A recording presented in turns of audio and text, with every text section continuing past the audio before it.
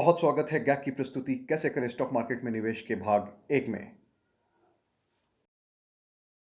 दोस्तों, ये समझने के लिए कि शेयर कंपनीज के शेयर मार्केट तक कैसे पहुंचते हैं, पहले ये समझना बहुत ज़रूरी है कंपनियां बनती कैसे हैं।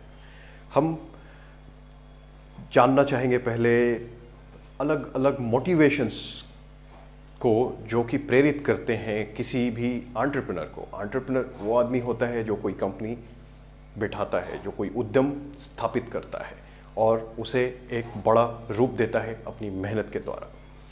तो क्या चीज़ें हैं जो प्रेरित करती हैं किसी एंटरप्रेन्योर को एक कंपनी सेट करने के लिए? हो सकता है कोई बेरोजगार आदमी हो, रोजगार की तलाश, पैसों की तलाश उसे प्रेरित करती है। कोई व्यवसाय धंधा स्थापित करने के लिए समय के साथ वो धंधा बड़ा हो जाता है।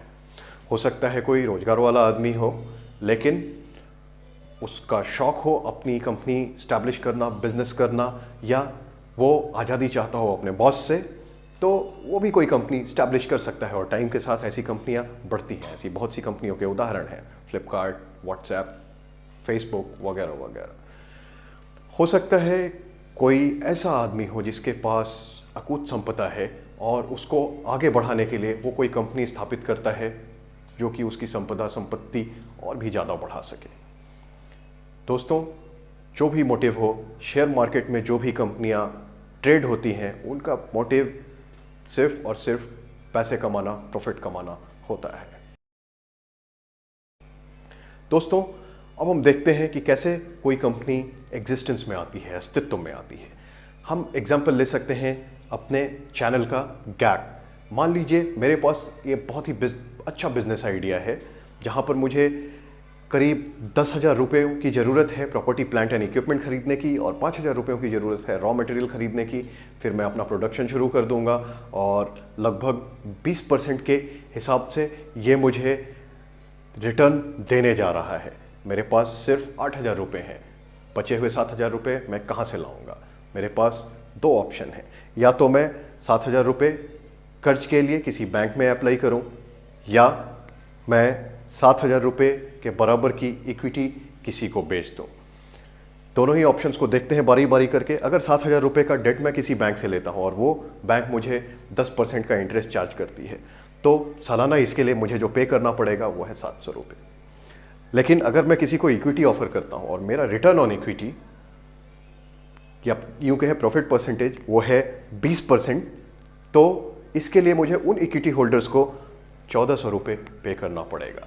मेरे पास बेटर ऑप्शन है, अगर मैं बहुत ही कॉन्फिडेंट हूँ कि कम से कम 20% तो रिटर्न ऑन इक्विटी मेरा ये बिजनेस मुझे देने ही जा रहा है, मैं बेवकूफ़ आदमी होऊंगा कि ऐसा इक्विटी किसी को ऑफर करूंगा। मैं जाऊंगा डेट के लिए, तो 7,000 रुपये मैंने डेट लिए किसी बैंक से और अपनी कंपनी स्टार्ट करूंगा। तो देखें कंपनी कैसी दिखती है। दोस्तों, हमने 7,000 रुपये बैंक से लोन लेकर अपनी कंपनी सेट कर ली। हमारे पास टोटल है 15,000 रुपये। इन 15,000 रुपयों में से 10,000 रुपये का हमने प्रॉपर्टी एंड प्लांट खरीद लिया, बाकी के 5,000 का हमने रॉ मटेरियल खरीदा। लेकिन हमने पूरे 5,000 रुपये अपने सप्लायर को नहीं पे किया। हमने 3,000 के कैश पेमेंट के लिए रॉ मटेरियल खरीदा और बाकी बचे हुए 2,000 रुपये का रॉ मटेरियल क्रेडिट पर उस सप्लायर से ले लिया, जो कि हमारे पास 2,000 रुपये अंत में छोड़ता है, जो कि एज कैश कंपनी के पास यहाँ पर एसेट के खाते में दिखता है। और चूंकि हमने 2,000 रुपये का सामान क्रेडिट पर लिया है अपने सप्लायर से, ये 2,000 रुपये का पेबल्स हमारे लाइबिलिटीज़ के खाते में जोड़ देता है। जो भी हमें पे करना है अपने सप्लायर्स को या अपने बैंक को या अपने इक्विटी होल्डर्स को, ये लाइबिलिटीज़ के सेक्शन में आ जाते हैं। तो दोस्तों, हम देखते हैं कि एक 8,000 रुपये के निवेश से हमने 7,000 रुपये डेट और लेकर पेबल्स का अकाउंट क्रिएट किया और हमारी टोटल कंपनी हो गई लगभग 17,000 रुपये के बराबर। उतने ही के बराबर हमारे एसेट्स भी हैं, प्रॉपर्टी, प्लांट एंड इक्विपमेंट 10,000 के लिए, रॉ मटेरियल्स 5,000 के और कैश 2,000 रुपये का, टोटल 17,000 रुपये। तो हम ये भी देखते हैं कि हमारे एसेट्स बराबर होते हैं इक्विटी और डेट और पेबल, जो कि हमारे लायबिलिटीज़ हैं, लायबिलिटीज़ के। हमारी कंपनी बन गई, हमारा ऑपरेशन अब शुरू होगा। तो मान लें कि अभी तक हमारे ऑपरेशंस को 3 साल हो गए। पहले साल हमें कुछ घाटा लगा, दूसरे साल हमें कोई घाटा नहीं लगा, तीसरे साल हमारी कंपनी प्रॉफिट में आई। कुल मिलाकर हमारी इक्विटी पर कोई असर नहीं पड़ा। पहले साल के घाटे से हमारी इक्विटी कम हुई, दूसरे साल के नो प्रॉफिट नो लॉस से हमारी इक्विटी ज्यों की त्यों रह गई, तीसरे साल के प्रॉफिट से जो घाटा लगा उसकी भरपाई हो गई। इस बीच कंपनी के एसेट्स और बढ़ गए और उन एसेट्स को बढ़ाने के लिए कंपनी की लाइबिलिटीज़ भी और बढ़ी और कंपनी के टोटल इक्विटीज़ और लाइबिलिटीज़ 30,000 रुपये हो गई। इक्विटी 8,000 रुपये जो कि शुरुआत में थी, लाइबिलिटीज़ 22,000 रुपये। हमारे कुल एसेट्स भी इक्विटी और लाइबिलिटीज़ के बराबर ही होंगे जो कि है 30,000 रुपये। अब हमें पता चलता है एक नए इन्वेस्टमेंट अपॉर्चुनिटी के बारे में जिसमें 50,000 रुपये के इन्वेस्टमेंट की ज़रूरत है। हमारे पास इतने पैसे नहीं हैं, अभी तक हमारा जो पहला ही बिजनेस था, पहला ही प्रोजेक्ट था, वही प्रॉफिटेबल हो पाया है। फिर भी हमारी इक्विटी अभी तक नहीं बढ़ पाई है। हम क्या करेंगे, कहाँ से ये पैसे लाएंगे? अब कुल मिलाकर हालात ये हैं कि हमें 50,000 रुपयों की ज़रूरत है और इस इन्वेस्टमेंट अपॉर्चुनिटी के बारे में हम उतना श्योर नहीं है जितना पहले इन्वेस्टमेंट अपॉर्चुनिटी के बारे में थे। हम भी थोड़ा सा घबराए हुए हैं, हम भी उतना बड़ा रिस्क लेना नहीं चाहेंगे और ना ही वो बैंक लेना चाहेगा जिसने पहली बार हमें लोन दिया। जब हम लोन के लिए उस बैंक के पास पहुंचते हैं, बैंक वाले भी सजेस्ट करते हैं कि क्यों ना आप कुछ पार्ट डेट ले लें हमसे और कुछ पार्ट की इक्विटी बेच दें बाज़ार में अपना IPO लाकर। हमें ये आइडिया पसंद आता है, क्यों ना हम अपना रिस्क शेयर कर दें पब्लिक के साथ। हम नहीं चाहेंगे कि हमारा जो अभी का प्रोजेक्ट प्रॉफिटेबल है उसकी कमाई में से अगर घाटा लगता है इस आगे आने वाले इन्वेस्टमेंट में तो उसकी भरपाई की जाए। हम डिसाइड करते हैं कि हम 20,000 रुपये बैंक से लोन लेंगे और बाकी के 30,000 रुपये के वर्थ शेयर हम मार्केट में पब्लिक को थ्रू इनिशियल पब्लिक ऑफरिंग बेचेंगे।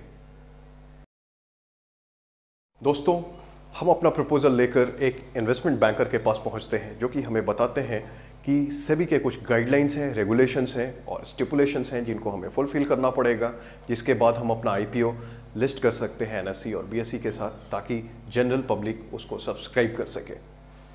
दोस्तों, हम ये सारी जो भी फॉर्मेलिटीज़ हैं उनको पूरा करते हैं और फिर से अपने इन्वेस्टमेंट बैंकर को बताते हैं जो कि हमारी मदद करते हैं हमारी कंपनी को लिस्ट करने में और सारे क्लियरेंसेस दिलाने में। अब हमारा IPO बाज़ार में आ चुका है, पब्लिक ने उसे सब्सक्राइब कर लिया है और हमको जो रिक्वायर्ड मनी था, रिक्वायर्ड सम था, फंड था, वो हमने मार्केट से उठा लिया है। अब हमारी कंपनी पब्लिक कंपनी हो गई है। हम इसके शेयर जब भी चाहें बेच सकते हैं, खरीद सकते हैं थ्रू NSE और BSE। दोस्तों, आज का सेशन कंक्लूड करते हैं इस उम्मीद के साथ आपको आज का सेशन बहुत ही पसंद आया होगा। अगर ऐसा है तो कृपया हमारे चैनल को सब्सक्राइब करें, इसके वीडियोस लाइक और शेयर करें। यह हमें प्रेरित करेगा आगे इसी तरह के वीडियोस बनाते रहने के लिए। एक बार फिर से बहुत धन्यवाद।